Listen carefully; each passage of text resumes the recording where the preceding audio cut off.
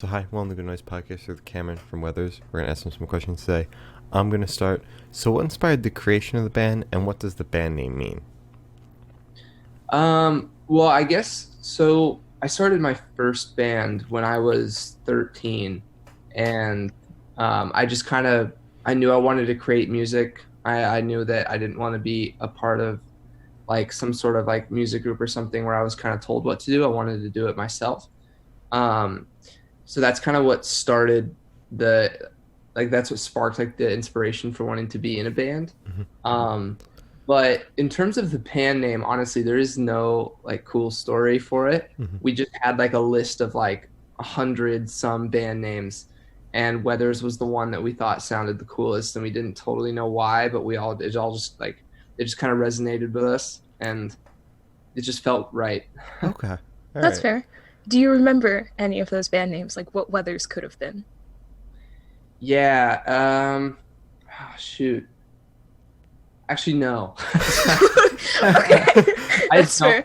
I don't totally remember, but there were some wild ones in there too. And I look back and I was like, I just remember that thinking like, man, why were we even like thinking that? You know? Yeah, We that's could have fair. been called insert band name here, but we're Hmm. not. So Yeah. yeah. Yeah. All right. Cool.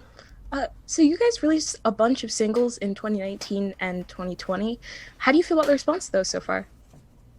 Um, we feel pretty good about them. I mean, we feel like it's been a good collection of songs, and we've been doing it kind of in that single style release since like the album because we kind of feel like we've been experimenting a lot and growing, and not all the songs fit kind of they're not super cohesive. So Mhm. we felt like it'd be best to keep them as singles, that sort of thing. So it's been kind of fun. It's been like a fun journey doing a bunch of different sounding kind of songs. Yeah. Wait, so this is just you guys experimenting with sounds?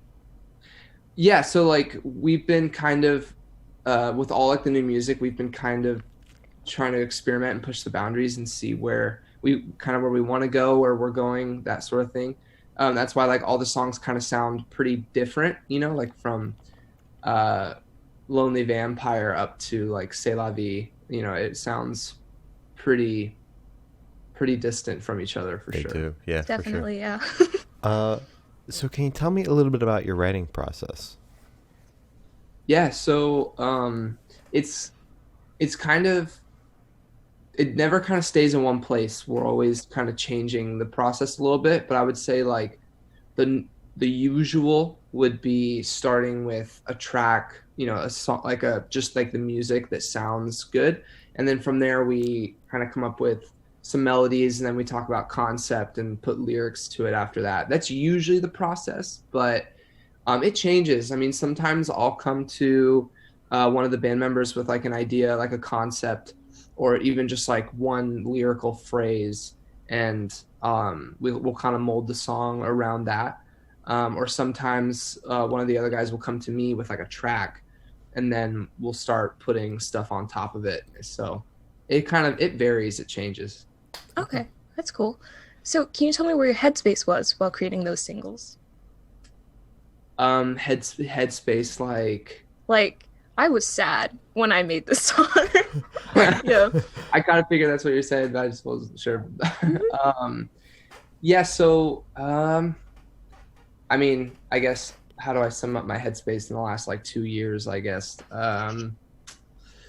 it's been kind of all over the place. I guess a little bit. I mean, like with songs like "Feel Good," for example, that was I was like not totally in a good place when we wrote that song. I was kind of feeling very lost and out of control and numb kind of, and I just remember feeling like I wanted to get better, and so that's kind of how that song kind of came about. um and then like I guess for example most recent would be C'est La Vie, and that song was kind of about accepting the things you can't change and kind of coming to terms with who you are, and um wanting to get better, but part of getting better is knowing that you can't change everything. And you kind of got to make peace with a lot of stuff. So like there was definitely like a lot of, I guess, personal growth in between all that kind of. um wanting to get better, and then realizing that that comes with needing to make a lot of changes in my life, a lot of personal stuff that I made lots of changes in even just the past like year-ish.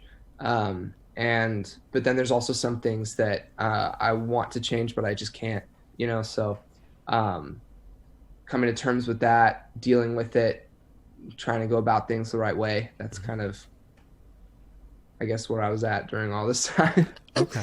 All right. Solid. So you said you guys have gotten pretty experimental for these singles. What band or artist influences do you think you can hear the most on them? That's a good question. I'll be honest. We kind of try to. We always kind of have our personal influences, like bands that we listened to growing up, bands that we're into at the moment, that sort of thing. But we don't always try to bring in a ton of influences. At least for these last few singles, like we haven't brought in a ton of outside influences, just because we really wanted to try to be as different as we could. But I mean, we always still pull from stuff. I mean, there's a lot of, man, I don't know. There's a lot of like Sir Sly in there. We recently, before COVID and everything, we played a show with this artist, this girl named Upsal, and we really liked some of her songs. So like we were kind of in that sort of headspace for like a couple, and yeah, it's I don't know. We always kind of have our personal stuff. Like my favorite genre is like 80s new wave. So like that's always kind of something in the back of my mind. But at the same time, my favorite band is the Killers. I guess like older Killers, not really like their last two albums, but we always take a lot of inspiration from like Pixies and stuff too. So that's kind of, I guess, where we're at most of the time. Mm-hmm. So all the album or single covers look relatively the same. Is this revealing something? Is it leading up to something? Hinting at something? No, sorry. Okay, it's fair. No, we like to be super cohesive in our I guess our image, Mm-hmm. It's I'm a huge fan of this artist called Saul Bass, and he's like a I think 70s, like late 60s, 70s artist who did lots of movie posters. Like he did like The Shining, for example. And I really like his art style, and we've been kind of modeling our artwork after that, kind of with our own twists on it. And that's just something that I really like for the band. And I like to keep it cohesive and keep everything familiar, I guess. So when fans or anyone looks at like a single piece of artwork, or they look at merch, it's always like, oh, that's a Weathers item, and we know that because it looks similar.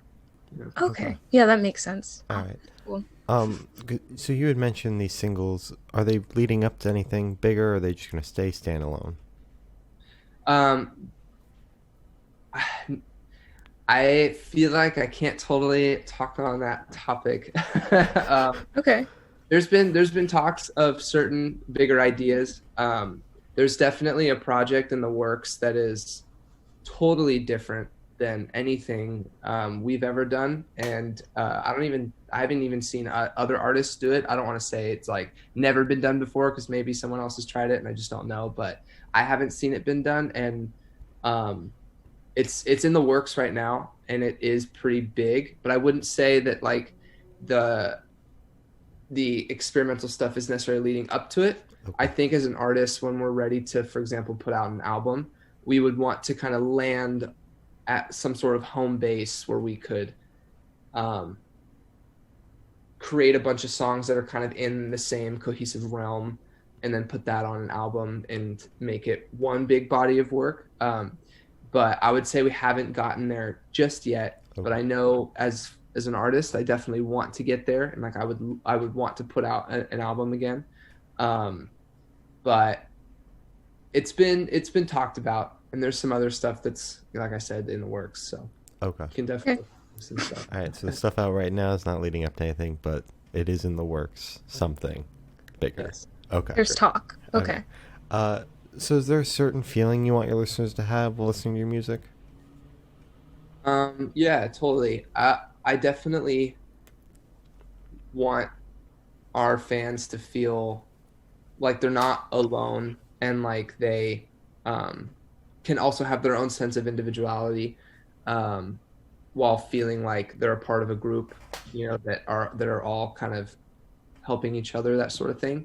I always say that it's our music is kind of almost like it feels like a coming of age story. Like I feel like the story of our band is almost like a John Hughes movie, and I kind of want the fans to feel like they're growing up with us, kind of like we're making a bunch of music and we're changing as we're growing and getting older, and we want the fans to like feel like they're growing up and experiencing different things as well, like with the music.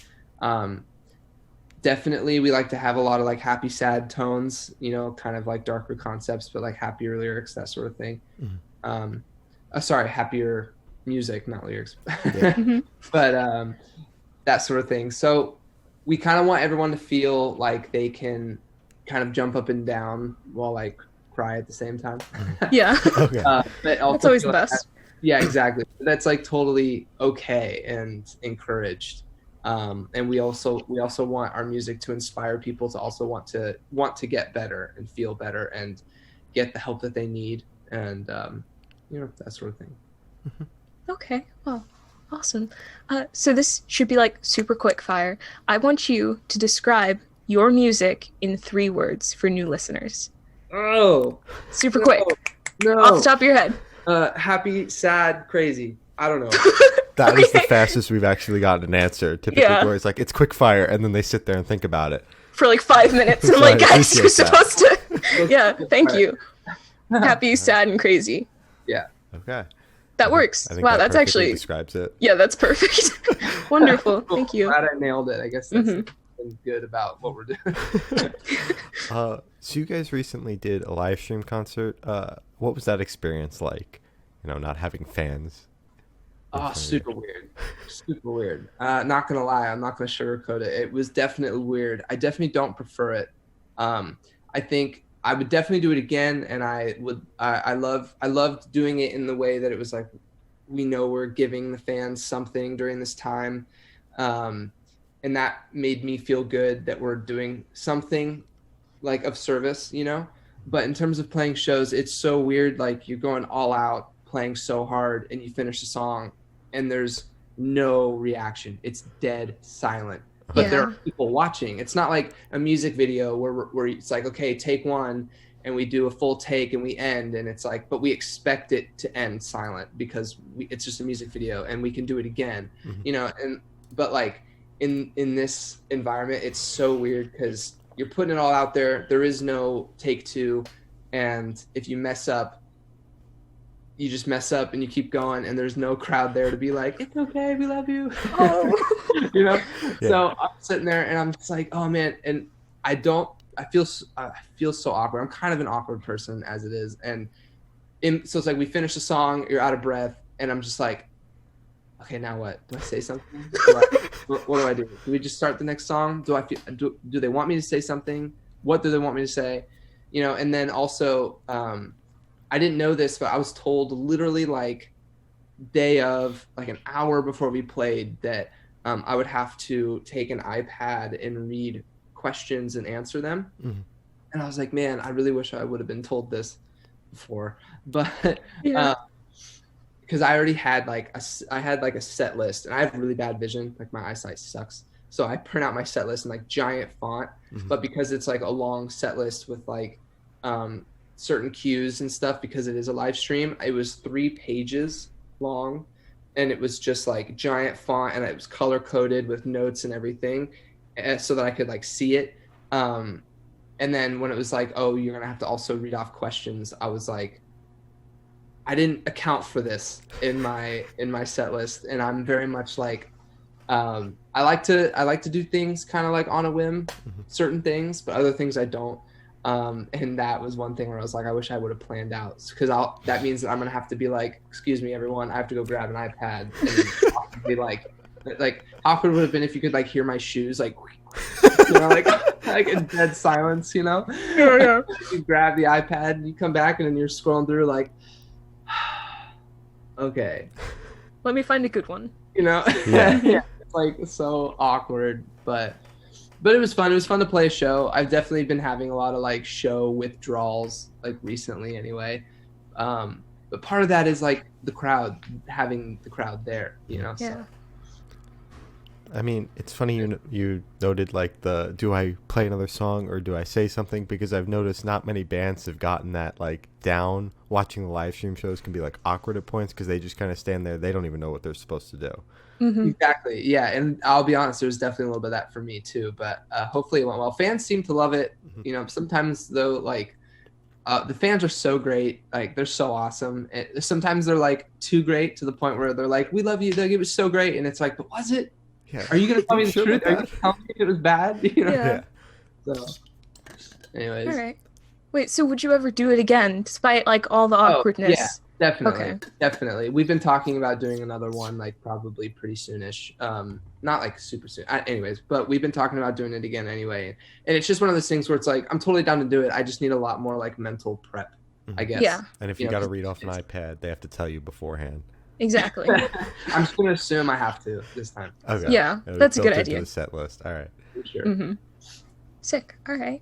So where do you see the band in the next 5 years? In the next 5 years, so the ambitious part of me wants to be like, we're gonna blow up. One of our songs is gonna get big. We're gonna be the biggest band in the world. It's gonna be great, and not gonna have to worry about rent anymore.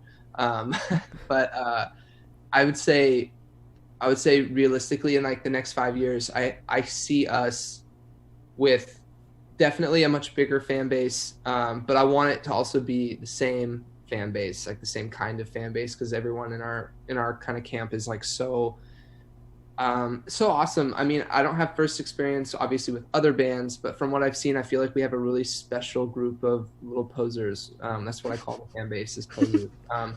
And I just, in the next 5 years, I just want to see that family, I guess, grow a lot more. And I see us definitely doing a bunch of headline runs, selling out bigger rooms. And I also definitely see us doing some European tours in the next 5 years and hopefully selling out some rooms there. I definitely see us with an album in the next 5 years. And again, there is that other project that I mentioned that's like a really big project. And I see that being done in the next 5 years, and then also having spin-offs of that project moving forward as well. Okay. So, yeah. Wait, so that project that you keep talking about, it's something that you can continue doing Correct. after it's out. Yeah, so once it's out, we can continue it. Mhm. We can do it like a spin-off. We can start something totally new, but it's still like the same kind of project. Like concept, yeah. Wait, so it would be like an annual thing. Could be. Okay.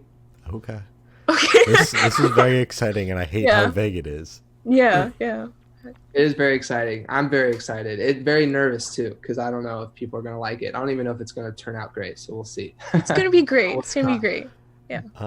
So for the last couple questions, we're actually going to shift away from music and go straight to death row. So if you're on death row, what would your last meal be with a drink? Whoa. Okay. Super serious. Okay. Death row. What would my last meal be? I would definitely, if I could choose anything. Is that kind of like? Yeah, it's anything. Oh yeah. So my favorite restaurant is called Big Walk Mongolian Barbecue in Manhattan Beach, and there are other like walk places that you can go to and that I've been to, but none of them are like this place. And I mean, not even by a close margin. This place is just way above and beyond.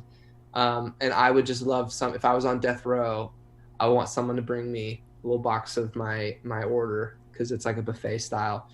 And what would my drink be? That was the next one. Mm-hmm.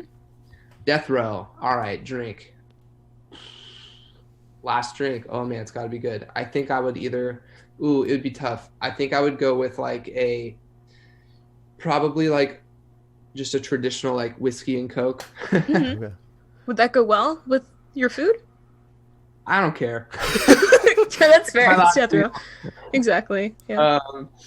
Or I would go with like maybe an old fashioned style like root beer. Mhm. Okay. Taste. The Alright. way you were like hyping up the drink, I was hoping you would just be like water. It's got to be good, and then you just go Gotta be water. good.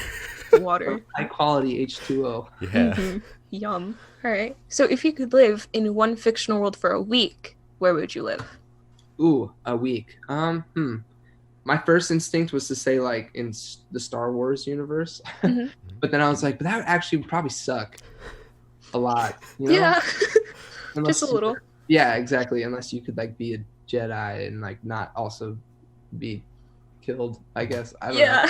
know. I would love to be. That's a good one. Maybe something like in the vein of. Shoot, I don't know. I'll just stick with Star Wars. I'll go with that, or maybe like a Blade Runner universe. Something Okay. that would Wait, be- so Jedi or Sith or Rebel? I would definitely go. I would go Jedi. Okay. Okay. Yeah, so- I mean, like, it's like I'm trying to think of the time period of what you're living in. Like, if you were to live during the Rebel period, like that would suck in reality. Like, that's an Yeah. awful time to live in. So I guess I would go with like the Jedi older days when everything was more like fine. you Yeah, know? before everything blew up. Exactly. Yeah. All right. Good. Good. So I have the honor of asking the last question, and every single person we've spoken to have said the most important question. What is your favorite color? Blue. Blue? Yeah, blue. Any Okay. specific shade of blue? Yeah, kind of a dark blue, I guess. Okay. Like not like a midnight blue, but like Mhm. dark. Like I think of it as, I don't know how to explain it because you can't really explain colors, I guess. But definitely not bright, definitely not too dark. Okay. Mhm. Somewhere in the Like middle. Like that middle kind of dark Yeah, like blue. just a really like cold, like dark blue, I guess. I would put it on a car and put like racing stripes on it. Okay. Okay. All right. The dark car blue. Yeah. Yeah. All right. Yeah. Okay. All right. Understand. It's a new one. So as I said, that's all the questions we have today. Is there anything you'd like to plug? Anything I'd like to plug? When does this air? I think it'll be a couple weeks from now. A couple weeks from now. Okay. We do have new merch out then. We don't right now, but we will when it airs. We'll have new merch out. Or I guess we have new merch out, and it's some C'est La Vie merch, which I think is really cool. And then we do have our tour coming up in February. Hopefully the world kind of comes back to somewhat normal and people are feeling safe enough to come out to some shows, and hopefully they're allowed even at the time. But yeah, February will be our tour, and we'll definitely have some new music coming pretty soon. And top of the year, I would say like early next year, you could expect maybe something from this big project that we're talking about. But we'll announce it before that. Okay. It'll be released in that time. So All right. Oh. we'll see. Very exciting. All right. Very. Well, thank you for sitting down with us. This has been Cameron from Weathers and With a Good Noise podcast.